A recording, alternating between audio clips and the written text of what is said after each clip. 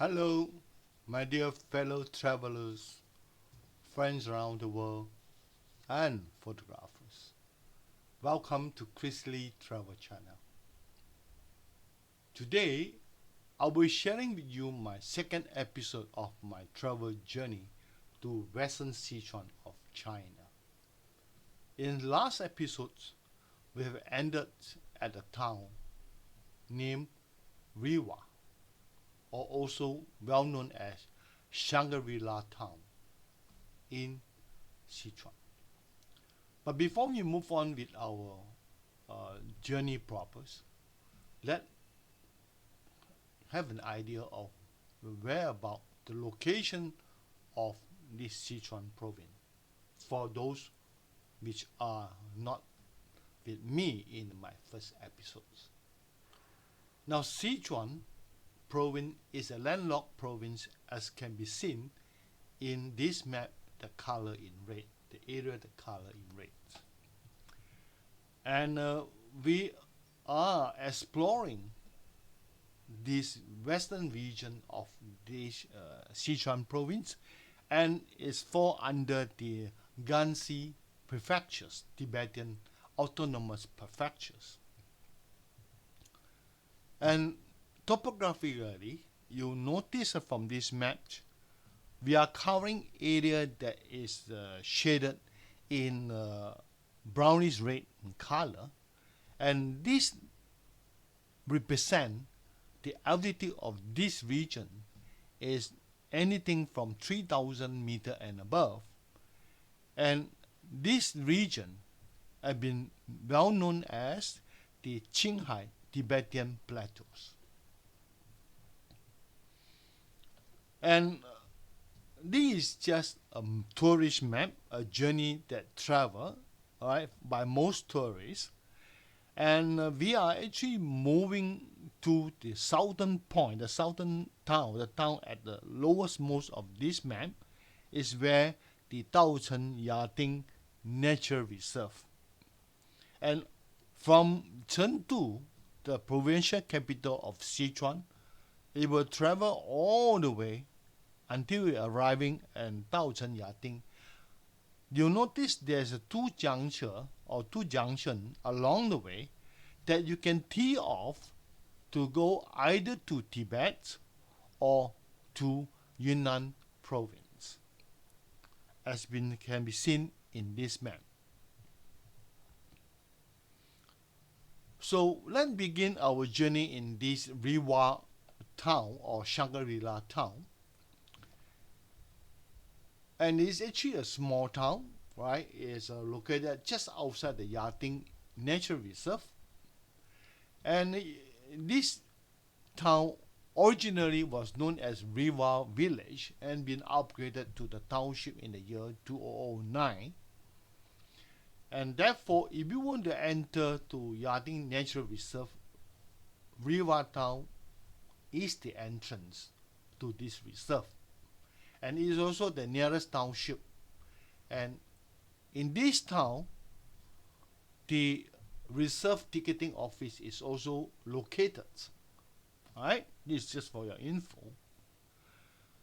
So we are moving from point 5 in our last episode, and midway through before arriving at Yading Nature Reserve, that is the town, Rewa town located. And this map will indicate to you the whereabout of this Rewa town or Shangri-La town. And you notice that we have to move southwards. And the moment you leaving the Rewa town, enter to the Yading Nature Reserve, the entire regions below Rewa town are classified as the Yading Nature Reserve.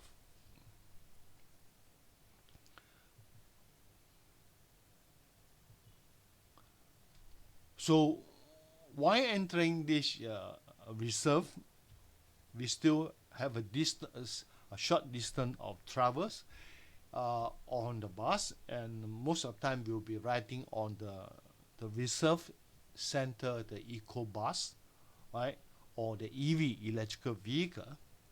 to ferry us to the one of the station at the middle of the reserve. So these are the scenery expected along the way. So now we are in this Yating Nature Reserve, basically at point 6 now, as shown in this map. And this is the Yating Nature Reserve map, tourist map. If you study this map carefully, you notice that the red spot is actually the spot where we put the night, and then the resort providing a vehicle to ferry us further into the reserve center. Basically is a station, right? And just before I move on, it's important to note that while visiting in this nature reserve, that we are basically at an altitude close to 4,000 meters above sea level. So it's very important that we must slow down our movement, our actions, because for some of you may suffer high altitude sickness.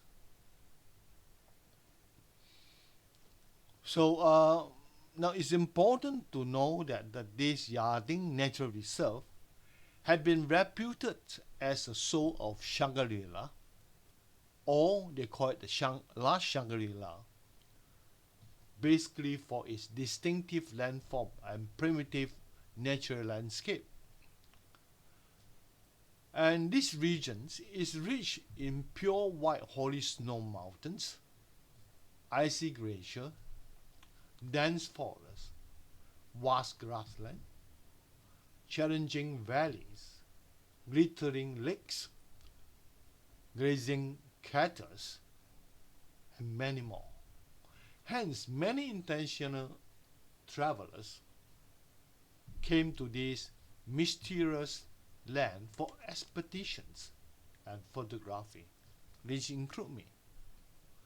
Now, one of the main reasons for visiting Daocheng Yating, which normally people like to refer it as in this manner, but basically it's a Yating Nature Reserve, is to admire its three secret snow-capped mountains, the three shimmering changing lakes, idyllic pasture, and many more fabulous highlights between this unbelievable, awesome nature resort.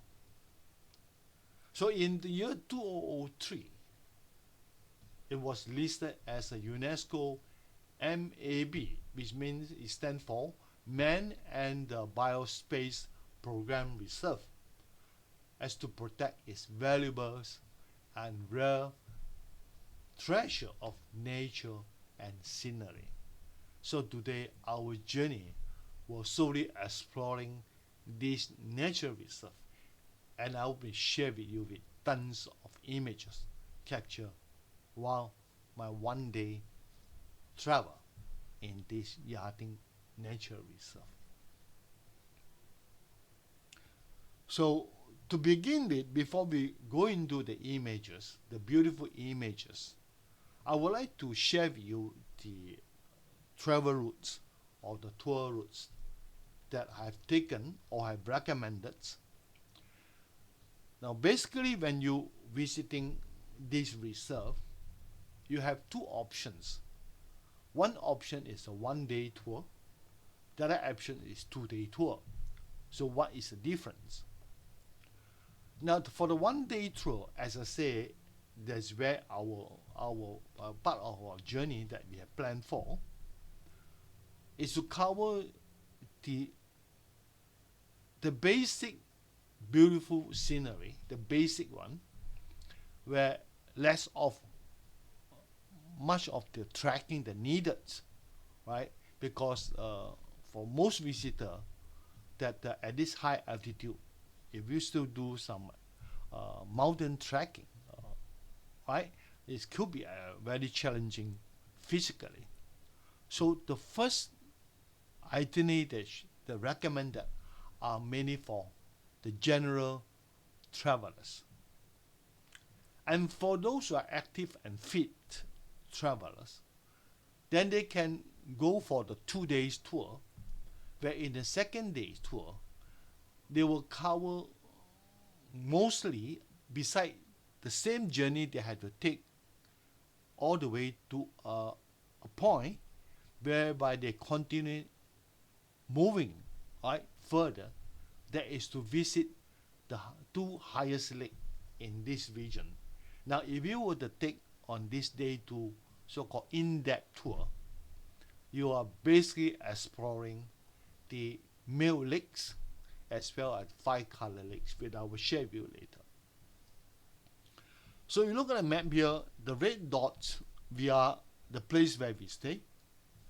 And from this red dot, the reserve, they provide vehicle, eco bus to ferry us all the way to a station. And that station is known as the Zha Guan Ben 车站, right? It's Zha Guan Ben station, right? It's where we get down. And when you're arriving, so this will be the position, the dot shown in this map now, will be the station I just mentioned.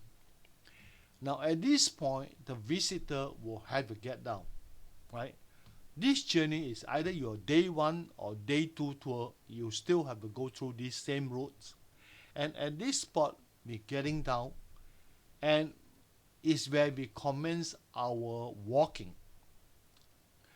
Although it's not a very long path, but it still it's about, I was told it's about 500 meter a distance, a walking distance, but it still take at least 20 minutes or more for some of us, because we are now trekking at an altitude of 4,000 meters. So it's good to do it slowly. So if you were to trek from this spot, as shown in this map, all the way to now the next red dots, so this journey, as I mentioned, it will take 20 minutes or longer. Upon arriving at the next red dots is where we were going to is the area where the Chonggu Monastery is located, right? And it's also is a point where we can have our next eco bus ride if you not intend to walk further. That this will bring you further up, further to into the reserve. But meanwhile, I would like to say that while we are in these Chonggu Monastery regions itself, you're able to appreciate the 3 snow-capped mountains, the holy mountains of the local Tibetans. And from this red point, from so-called this Chonggu Monastery, where we stop our walking, we have 2 options. One is either you take the eco bus, go to the next red stop,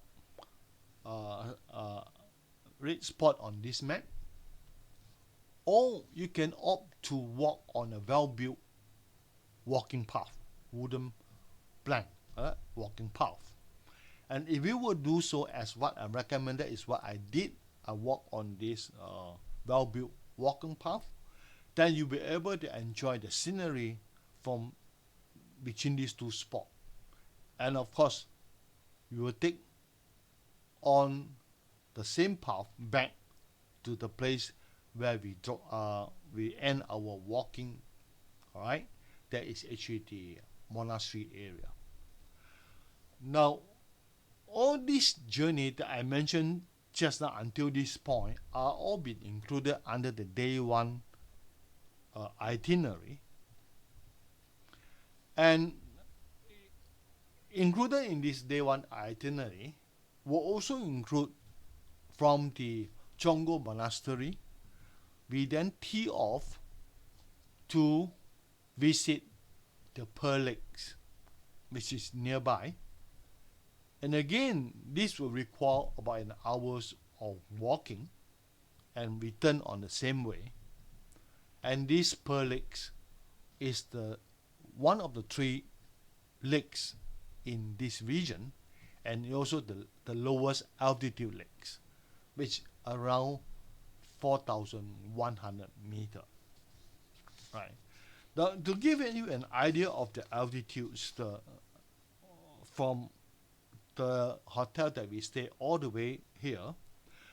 Now, if you are staying in Rewa or Shangri River Town, the altitude is only 2,800 meter. If you are staying in Yating Village, then you are staying at an altitude close to 4,000 meter, because there are 2 places where tourists put the night. So when you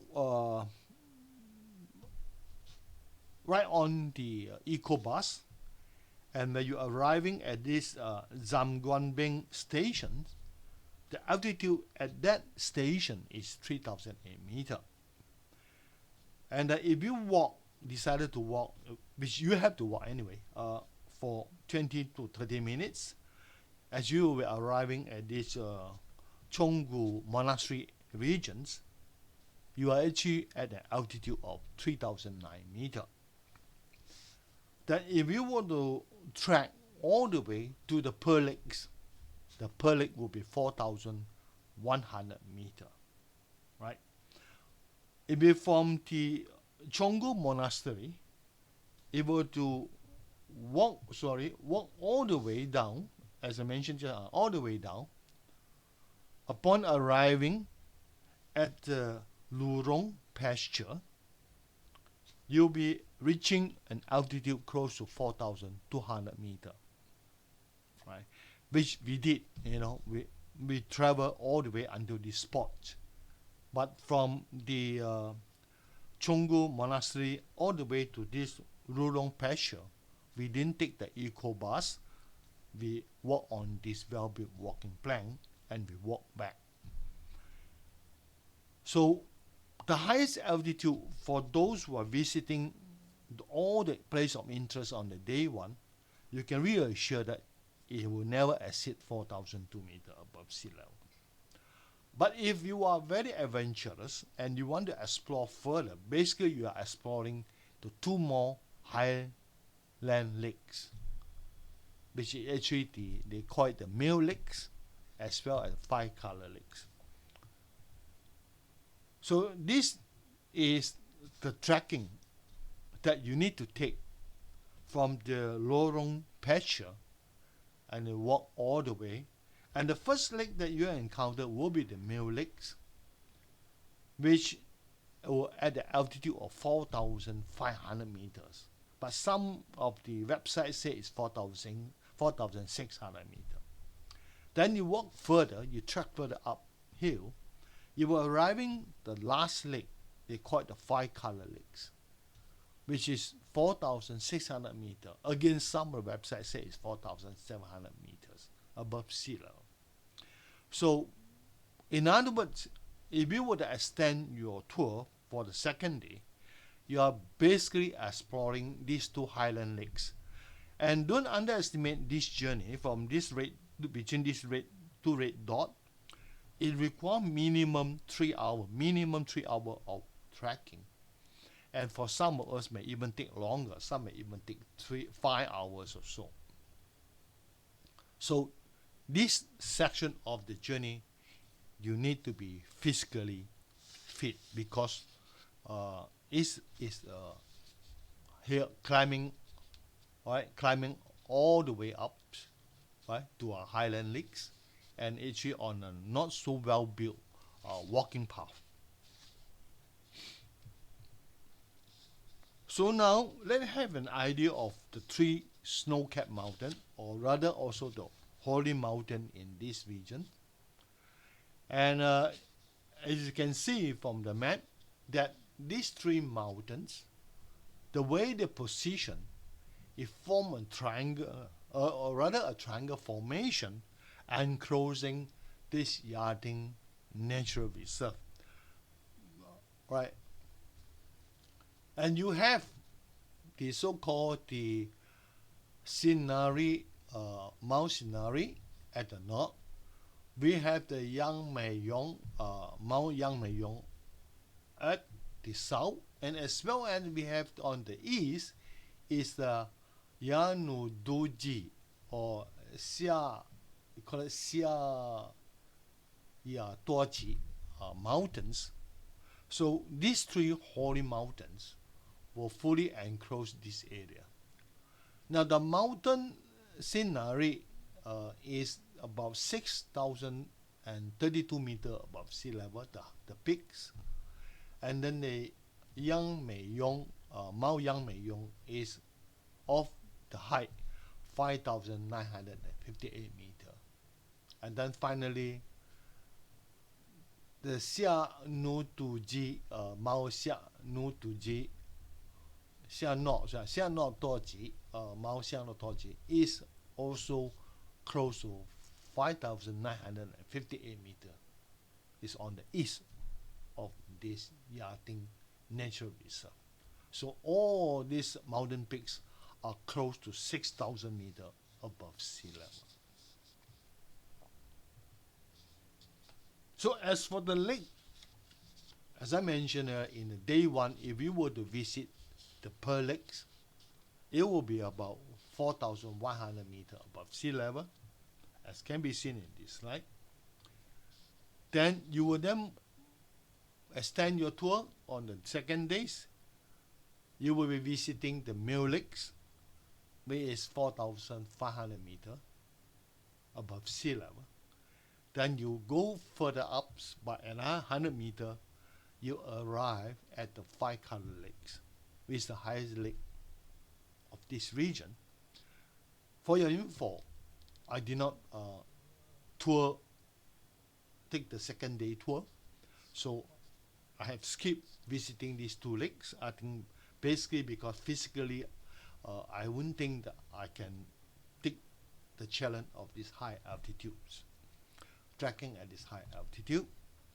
And neither on the day one I've covered the Pearl Lake, because I have spent most of my time prefer to walk between the monastery to the Rulong pasture to enjoy the scenery between these two regions.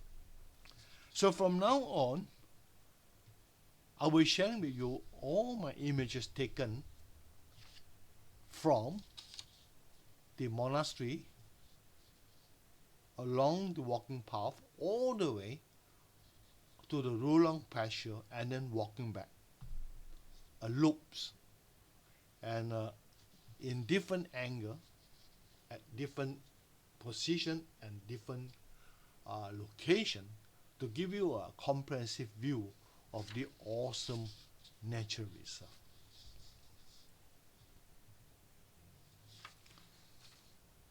So while I'm moving on with these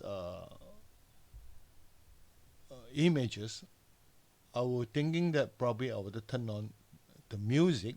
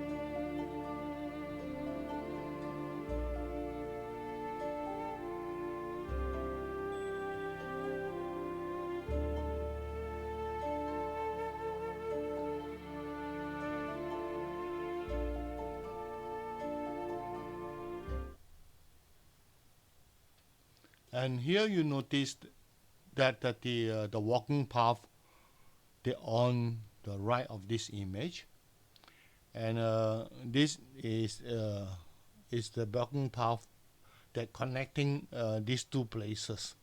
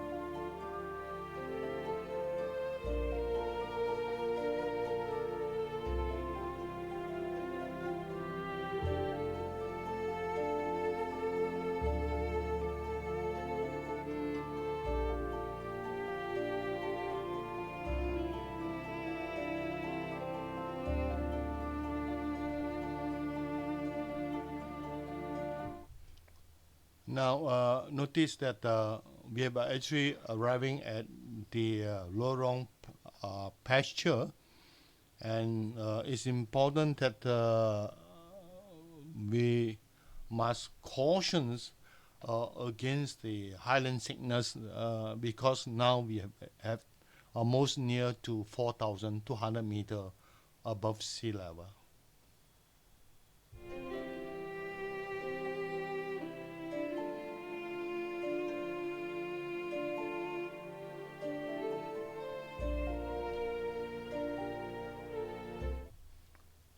Here you can see the walking path, which I mentioned earlier, is very well built and very safe to walk on.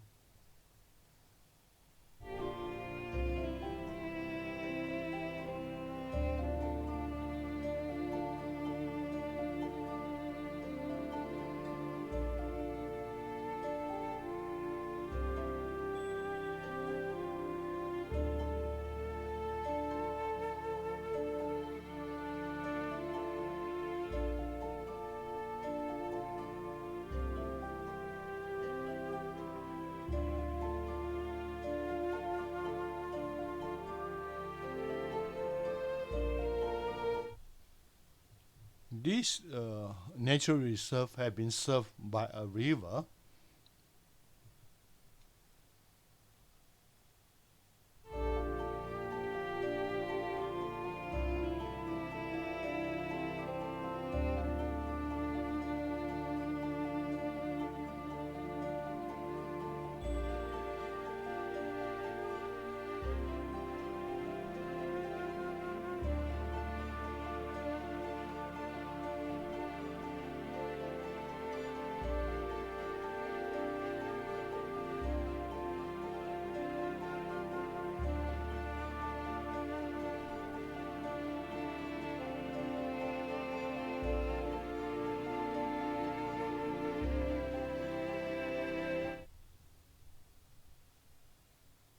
And they built the walking path along the river in between Lorong Pasture and the Gungo Monastery.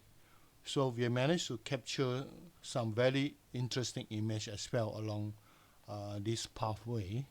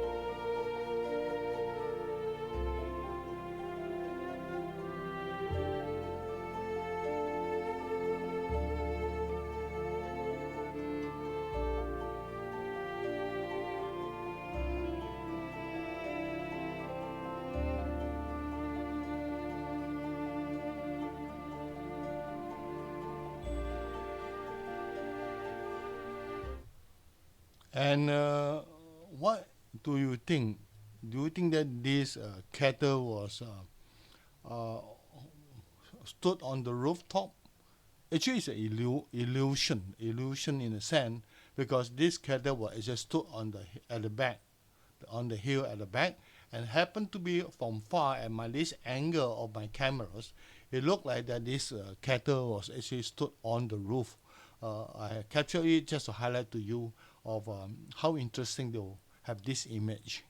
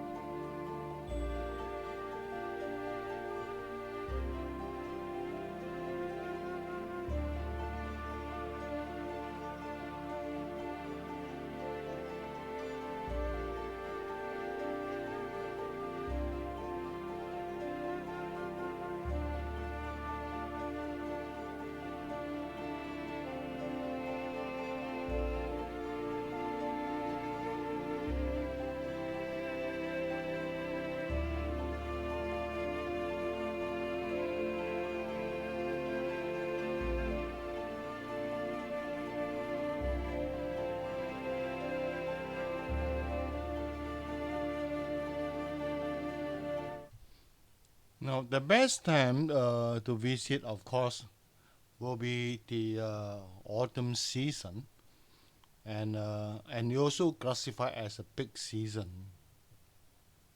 So, if I intend to travel during this peak season, you had to make your reservation well in advance to avoid disappointment.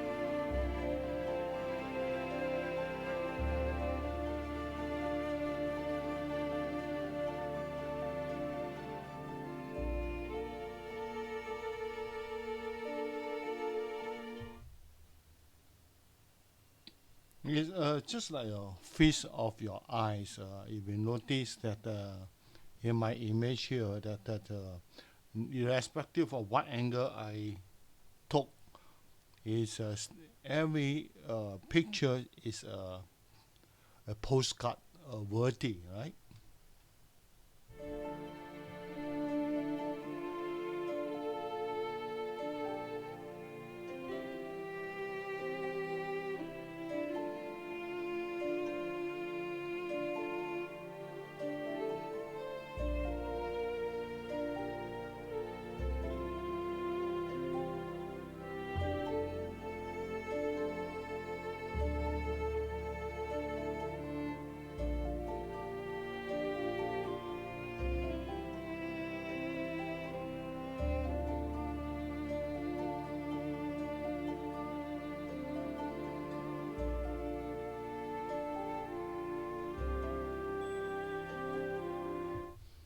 And for your info, in this trip, I took the most pictures, and I believe that if you as a photographer, you come to this place, please get yourself be prepared.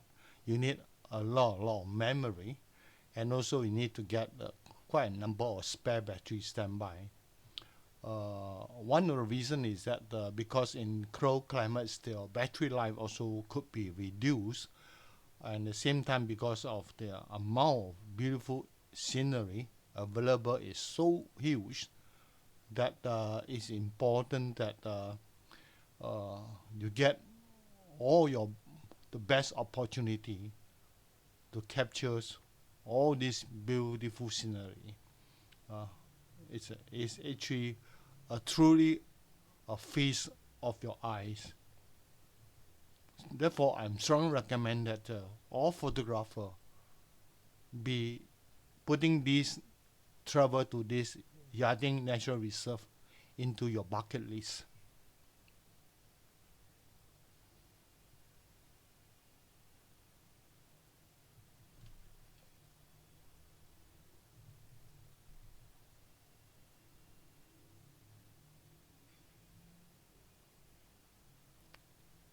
And finally, we are back to the Gungo Monastery area, and whereby we will then have to prepare to walk down to the bus station to take us back to our place of stay.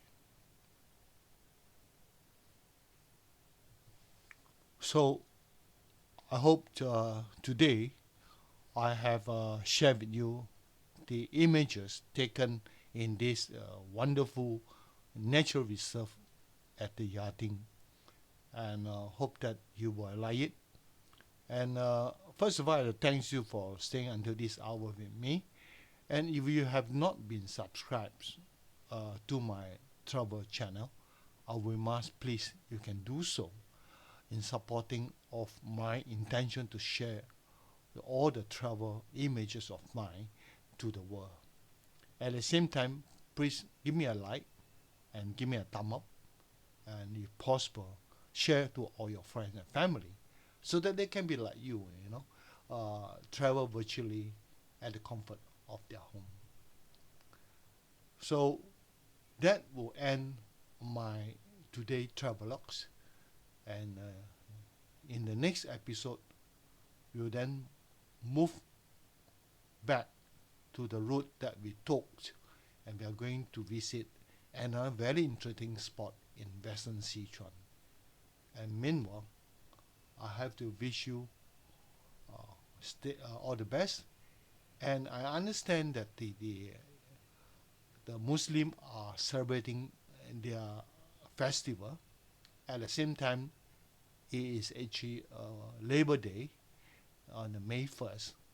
I wish all the non-Muslim a very happy holiday, and hope to see you again next episode, and bye.